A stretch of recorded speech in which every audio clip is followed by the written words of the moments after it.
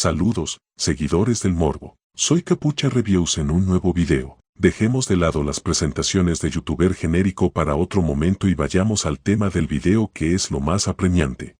Los villanos, si bien no son un recurso obligatorio para contar una buena historia con conflictos, cuando estos se implementan bien, muchas veces hacen que la obra sea más recordada por su villano que por sus héroes. Hace un par de años, vivimos una época donde la tendencia de intentar justificar las acciones del villano de turno, o si quieren redoblar la apuesta, de increpar a otros personajes, generalmente el héroe o protagonista de todos los males de la obra, estaba a la orden del día. La verdad es que no se trataba de una práctica nueva, y el personaje que analizaremos en este video es la prueba de ello. John Kramer, más conocido como el asesino del puzzle, o Jigsaw en su nativo inglés, es el personaje central de la saga Saw. Antes de continuar, debo aclarar que este video contiene spoilers de toda la saga de Saw, menos de Espiral, que es una mierda. Ya quedan advertidos. También, me gustaría dejar en claro que me gusta mucho la saga de Saw, incluido al personaje de John, el cual es mi personaje favorito de la franquicia, pero que me guste algo, no es excusa para cegar mi criterio, y este video es algo que tengo en mente hace mucho tiempo, y dado que recientemente volví a ver la saga de películas, siento que este es el momento adecuado para hacerlo. Sin más que decir, empezamos con el videito feo.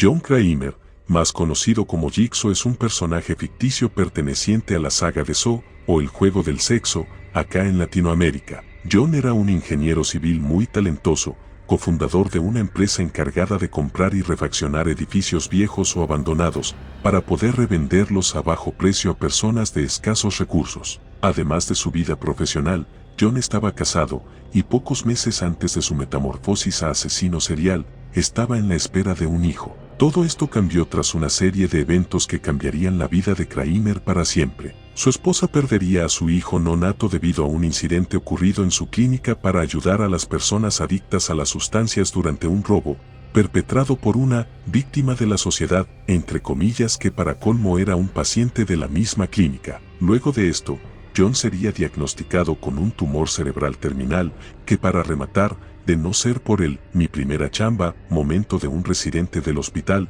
Logan, que confundió las etiquetas de las radiografías de John con las de otra persona, le habrían detectado su cáncer a tiempo como para hacer algo al respecto. Poco tiempo después de esta noticia, John intenta autobanearse de la existencia, tirándose con el auto desde un acantilado o algo así, fallando en su intento de quitarse la vida, pero teniendo una especie de revelación medio delirante de querer apreciar su vida y enseñarle a los demás a apreciar las de ellos por medio del dolor y las experiencias cercanas a la muerte, ya que para salir de los escombros de su auto, John tuvo que sacarse un pedazo de metal que atravesaba su cuerpo. También está el flashback de Saw 6, donde John va a su compañía de seguros médicos a pedir cobertura para realizarse un tratamiento médico experimental en Noruega, pero la cobertura es rechazada. Aunque no estoy seguro si esto ocurría antes o después de su intento de finalizar su suscripción a la vida. Pero viendo el cuento que John se tragó en Saw X, haciéndose estafar por charlatanes que operaban en México, me queda la duda de qué tan efectivo hubiese sido ese tratamiento en Noruega. Luego de estos sucesos, John decide que pasará sus últimos días encargándose de enseñarle, por las malas, a las personas que bajo su criterio no aprecian su vida, aprendan a valorarla por medio de diferentes trampas y juegos diseñados por él mismo con el fin de que experimenten la muerte de cerca junto a un gran dolor físico, para de ese modo, despierte su deseo por sobrevivir. Tras este breve resumen, podemos al menos intuir que Jigsaw entra dentro de la categoría de personajes que se rigen bajo la premisa de "el fin justifica los medios", principio también seguido por otros personajes que dividen aguas, como por ejemplo Light Yagami de Death Note. Volviendo con John, durante años en la comunidad de Saw, estuvo, y está, el interminable debate que genera las acciones del personaje a lo largo de la saga, principalmente en cuanto a la efectividad de sus métodos. Actualmente ya no pasa tanto, pero durante un buen tiempo, La cantidad de gente a favor de los métodos de Jigsaw era de un número similar a la cantidad de personas que nos cuestionamos qué tan efectivas son las trampas mortales y juegos perversos para rehabilitar, entre comillas, a aquellas personas que no aprecian su vida bajo el criterio de John. Un punto en el que tanto la mayoría de los defensores como de detractores de John estamos de acuerdo es que no es un héroe ni ningún santo. Los simpatizantes de Jigsaw por lo general lo ponen en la categoría de antihéroe, es decir, un personaje que intenta hacer el bien, pero sus métodos son cuestionables desde un punto de vista moral, legal o ético, o lo que es lo mismo, están dispuestos a hacer un mal con el fin de hacer un bien mayor. Bajo mi punto de vista, Jigsaw no es ningún antihéroe, o por lo menos, no hizo suficiente bien mayor para considerarlo como tal. Es por eso que a continuación presentaré tanto las acciones bondadosas, las acciones cuestionables y las acciones bajo mi punto de vista malvadas de este personaje, similar al modo que emplea el amigo de los gitanos Soul en su serie de videos, justificando a mis personajes favoritos defendiendo lo indefendible, mejor conocida como En la mente del villano. Mentira Soul, te quiero Ugu.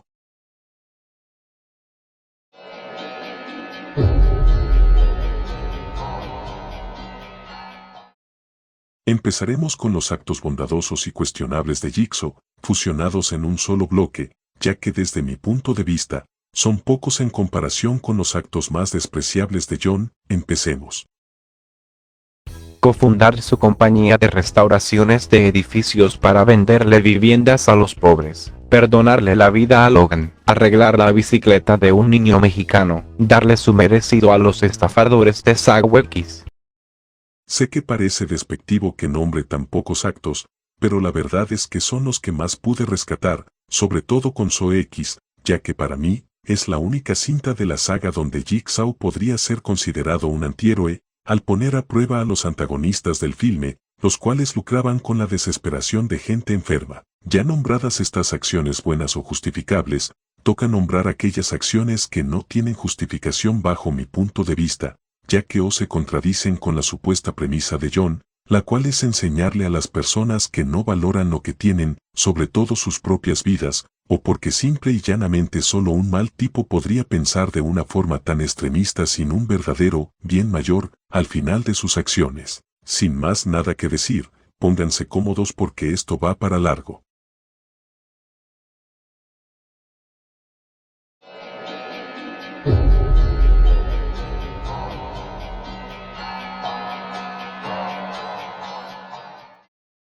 Muchos podrían decir que este punto debería entrar en el campo de lo debatible, ya que sabemos que las personas que pone a prueba John, casi siempre, son personas que no son ningunos santos, que no solo no aprecian lo que tienen, sino que también generan daño a otros a través de sus crímenes, crímenes que van desde prestamistas que le dan dinero a personas que saben que no podrán devolverlo, estafadores que lucran con sus mentiras, gente que por su avaricia provocó la muerte de terceros, y, hasta violadores. Podrían decir que al ser individuos de esta calaña, John estaría haciendo un bien mayor al ponerlos en sus trampas, ya que, tanto si sobreviven y aprenden su lección, o por el contrario, fallan y mueren en sus juegos, el mundo estaría un poco mejor. Suena como un ganar-ganar. Esto podría ser así de no ser por varias cosas mal en la ejecución de los juegos de John, dos de ellas las mencionaré más adelante, y la que ocupa este apartado pasaré a explicarla. John comete un error al pensar que todas las personas reaccionan igual ante su método. Recordemos que las trampas de John están diseñadas para generar el mayor dolor posible a sus víctimas, generalmente teniendo un significado simbólico o hasta irónico para cada una de ellas. Esta idea está inspirada en su propia experiencia, la cual relatamos anteriormente, donde John, para salir de su coche luego de su intento de desconectarse permanentemente de la vida, tuvo que arrancarse un pedazo de metal del cuerpo. Ahora bien, lo que para John, y en algunos de sus pacientes, supuso un despertar espiritual, una epifanía de lo valioso de que es vivir, para otras personas significan años de terapia y no poder vivir sus vidas a pleno, irónicamente por el acto traumático que se expusieron, ya que no es igual salir de una situación traumática con tu deseo de sobrevivir debido a que fuiste puesto en esa circunstancia por accidente o por propia culpa, a que te obliguen a hacerlo. John se escuda diciendo en más de una oportunidad que sus víctimas fueron las que se pusieron a sí mismas en esas circunstancias al no apreciar la vida, tanto la de ellos como las de los demás. Pero esto genera una pregunta: ¿quién es John Kramer para decidir sobre el destino de las demás personas? Este es un interrogante que surge con todos los héroes, antihéroes y villanos de la ficción, pero que en el caso de John en las películas se plantea muy pocas veces. Una de las pocas veces que John fue confrontado éticamente cara a cara de una forma en la que se ataquen sus argumentos y visiones de lo que es la moral y si su método es correcto o no, fue cuando John tuvo su charla con el detective Matthews en Saw 2, y que en la práctica no fue un debate, entre comillas, muy justo, ya que el detective Matthews jugaba con la desventaja de que su hijo estaba atrapado en una casa llena de trampas y un gas venenoso que acabaría con él si no conseguía el antídoto a tiempo. Sumado a que las personas que estaban encerradas con él era gente que el detective Matthews había encarcelado, de forma injusta en algunos casos. Todo esto era presenciado por Matthews y por John a la distancia, supuestamente en tiempo real, solo para que al final de la película se revelara que las transmisiones de la casa no eran en vivo, y que la charla entre John y Matthews era una prueba, y que el detective Matthews solamente debía charlar con él hasta que se agote el tiempo que en teoría, su hijo tenía de vida antes de que el gas tóxico tuviera su efecto mortal. Matthews falló su prueba porque entró, lógicamente, en desesperación. Acá más que una prueba en sí lo que vemos es a John disfrutando su posición de poder en la situación que él mismo generó, incluso burlándose del detective Matthews y de cómo su hijo iba a morir. No falta mucho para que tu hijo esté orinando sangre. ¿Cómo puede alguien calificar este escenario de justo? ¿Cómo puede esperar que un ser humano reaccione en uno de estos escenarios? ¿Cómo alguien puede argumentar que su criterio es el correcto y también sostener la afirmación de no considerarse a uno mismo un asesino, que es lo que John no se cansa de repetir hasta su final? El criterio de John, contrario a lo que mismo dice, no es para nada imparcial y que busca rehabilitar a las personas que van por un mal camino, es una excusa que él mismo se dice para no tener que admitir que es solo un asesino, que hace lo que hace por puro resentimiento a la vida que lamentablemente le tocó.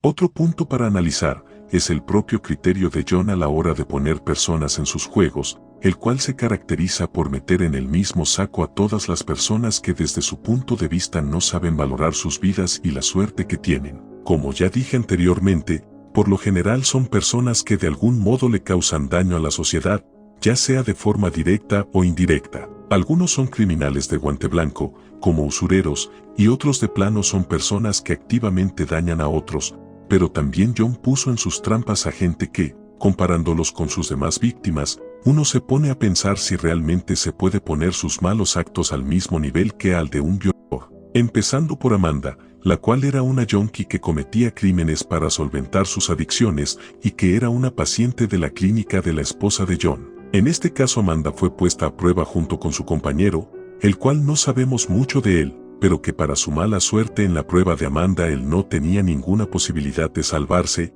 ya que la llave que abría la trampa para osos invertida que estaba puesta en la cabeza de Amanda y que tenía un tiempo límite antes de activarse, estaba dentro del estómago de su compañero, el cual estaba paralizado bajo los efectos de sedantes, pero estando consciente. Mi pregunta es, si ambos eran unos adictos porque Amanda tuvo la chance de salvarse y su compañero no, ¿por qué en vez de ayudar entre comillas a dos personas elige siempre solo a una? Otro ejemplo similar en la misma película son el Dr. Gordon y Adam en La trampa del baño, donde el juego de Gordon era matar a Adam antes de cierto horario porque si no las puertas del baño iban a cerrarse para siempre y su esposa e hija iban a ser asesinadas, y el juego de Adam era sobrevivir hasta que se cumple el tiempo. Ahora, ¿por qué están Adam y Gordon en el baño industrial? En el caso de Gordon es por ser un doctor bastante frío con sus pacientes, especialmente a la hora de comunicarles que padecen una enfermedad terminal, sumado a serle infiel a su esposa con una de las enfermeras del hospital. Con lo que sabríamos después sobre el pasado de John en Saw 4,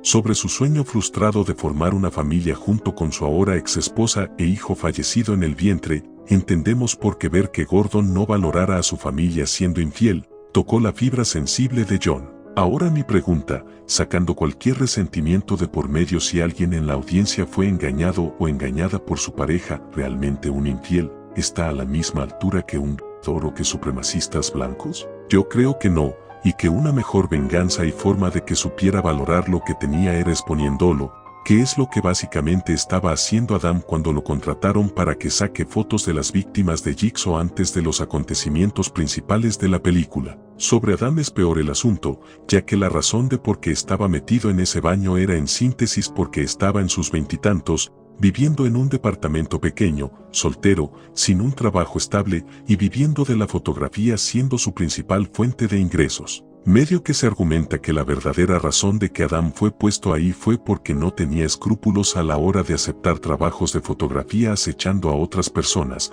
pero vamos, ¿qué es peor, el tipo que es infiel o el tipo que le saca fotos al infiel infragante a cambio de dinero, siendo su medio de vida? También puede influir el hecho de que Adam era fumador, cosa que hace que John, al ser paciente de cáncer, le moleste mucho, como pasó también con el conserje de su ex aseguradora en Saw 6, el cual tenía problemas cardíacos pero aún así seguía fumando. Podría haber sido puesto en una prueba más justa de la que el pobre tipo tuvo en verdad, que era básicamente contener la respiración contra otra persona porque si no unas prensas iban a aplastarle la caja torácica, siendo un desafío completamente injusto, porque su adversario claramente podía contener mucho mejor la respiración que el conserje, el cual terminó falleciendo, y John dejó a una familia sin un padre, y tal vez inclusive, su única fuente de ingresos, todo por ser fumador.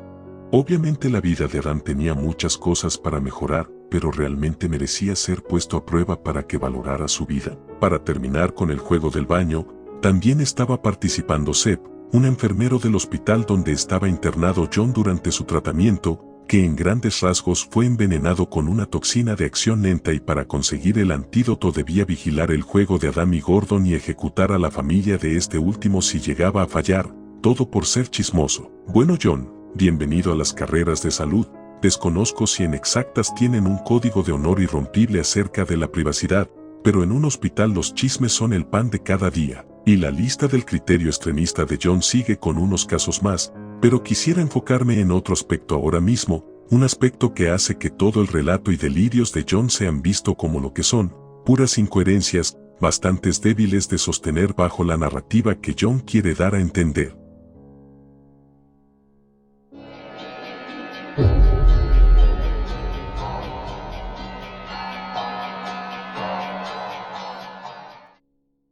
Este es por mucho el punto más injustificable, delirante, hipócrita y contradictorio de John Kramer en toda la saga de Saw. Si su discurso se trata de enseñarle a las personas que no aprecian su vida, a que lo hagan y aprendan su lección, entonces ¿cuál es la justificación de meter a personas que no tienen nada que ver con las faltas y crímenes de sus familiares o amigos en trampas y juegos que van a acabar con sus vidas? Desde la mente delirante de John es una prueba justa, porque pone a las personas en sus juegos en perspectiva de que valoren lo que tienen, como el Dr. Gordon con su esposa e hija. Pero uno se pregunta, así como Gideon, el hijo no nato de John, no tenía la culpa de que un adicto delincuente por robarle a su madre causara que ésta tuviera un aborto al golpear su vientre con la puerta a la hora de escapar. ¿Qué culpa tenían la esposa e hija del Dr. Gordon que éste tenga una aventura? ¿Acaso merecían morir? ¿Qué culpa tenía la hija de Jeff en Saw 3 para ser secuestrada? ¿Qué culpa tenía el hijo del detective Matthews para ser puesto en una casa llena de delincuentes, respirando un gas venenoso que le daría una muerte horrible? Un joven merecía morir porque su padre le inventó causas a tu sugar baby, John. ¿Qué culpa tenían el conserje y la secretaria, dos simples trabajadores que no tomaban decisiones administrativas, de que su jefe le negara la cobertura a John de su tratamiento, que para colmo el mismo John admitía que tenía el dinero como para costear los gastos? Y así sigue y sigue con todas las personas que no habían hecho absolutamente nada como para que bajo el delirio de John tengan que ser puestas a prueba. John en las películas se excusa de que en realidad, son las propias personas que él pone a prueba las que pusieron a sus seres queridos en ese escenario. Perdónenme, pero echarle la culpa a otros por las cosas que hace suena más al argumento de un golpeador o violador que de alguien que busca generar conciencia sobre el valor de la vida, aún con los métodos de Jigsaw. Porque si Jigsaw pusiera en sus trampas únicamente a usureros, jueces corruptos, traficantes de drogas, supremacistas raciales, etc., se podría entender su punto de vista como el de alguien que busca hacer justicia, pero lo que vemos con Jigsaw es un loco asesino serial que se niega a reconocerse como tal, no porque considere que matar está mal, sino que es de mal gusto, algo desagradable, y John, al ser un tipo tan inteligente y preparado, parece que ve al homicidio como una forma baja y primitiva de las diferentes actividades humanas. La mayoría de homicidas asesinan por dinero, por celos, por placer morboso, y esas son razones muy banales para causar algo como una muerte. En cambio, John, con sus aires de grandeza, no solo se niega a reconocer como un asesino, sino que las muertes que provoca son causadas por algo externo a él, son el resultado de una especie de karma que le llega a las personas malas o que no disfrutan sus bendiciones, donde John es solamente un intermediario, y que sea cual sea su destino, siempre es su elección. Está claro que John, al ser una persona tan lógica y un pensador tan introspectivo, intentó tratar de buscar un sentido a todo lo que le pasó, intentó ordenar su mundo interno de alguna forma, pero lamentablemente todos los sucesos que le ocurrieron en ese tiempo tan corto terminaron siendo demasiado para él. De esa forma, su mente dañada construye todo este relato para protegerlo.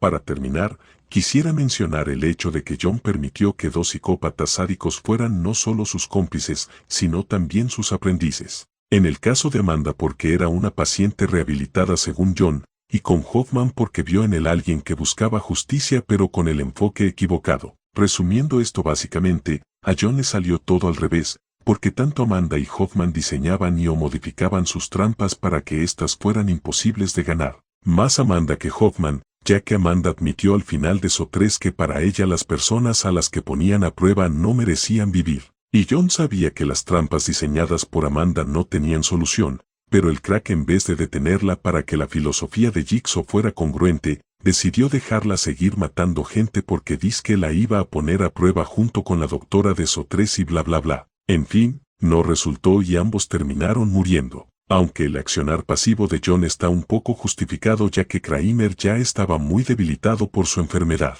Luego en Saw 6, se nos revelaría que la razón de por qué Amanda falló su prueba de dejar ir a la doctora y perdonarle la vida, fue porque Hoffman la amenazó de no dejar viva a la doctora porque si no le iba a revelar la verdad a John, de que Amanda fue cómplice del adicto que cometió el robo de la clínica de la esposa de John, provocando la muerte de Gideon en el proceso. Esto último fue uno de los tantos retcons que la saga optó por agregar a medida que iban exprimiendo hasta la última gota de la franquicia, que ya se sentía sin rumbo desde Saw 4. Donde John no estaba para nada débil fue cuando capturó a Hoffman en el flashback de Saw 5, y luego de confrontarlo por ser un imitador de su trabajo, y hacerse pasar por Jigsaw para poder ejecutar al asesino de su hermana con la trampa del péndulo, le ofrece la oportunidad de ser su pupilo y enseñarle su filosofía. Hoffman fue cómplice de John hasta la muerte de este último, y luego sería el encargado de organizar los últimos juegos que John tenía pendiente antes de morir. Acá hay que darle la derecha de que, si bien las trampas hechas por el propio Hoffman no tenían solución, al menos respetó los juegos hechos por John a diferencia de Amanda, y no los modificó, y en la mayoría de casos las personas que estaban en ellos morían por imbéciles. Donde no hay que darle la derecha ni a palos es con todo lo que hizo por su cuenta a partir de Saw 5. Desde querer inculpar al detective Strauss de ser Jigsaw para levantar las sospechas que él mismo podría generar, terminando por asesinarlo al final de la quinta entrega, matar a sus compañeros del FBI cuando lo descubrieron, matar a la ex esposa de Jigsaw luego de que ésta intentara detenerlo en Saw 6. Y luego de todo esto planeaba darse a la fuga con el dinero restante de todas las parafernalias de John, dando toda la sensación de que muy probablemente no siguiera con la filosofía de Kramer, y viviría el resto de sus días como un fugitivo. Por suerte el Dr. Gordon volvería en forma de fanservice y un poquito retcomeado para detener a Hoffman y encerrarlo en el baño de la primera película. ¿Y qué pasó con Logan? ¿A quién le importa Logan?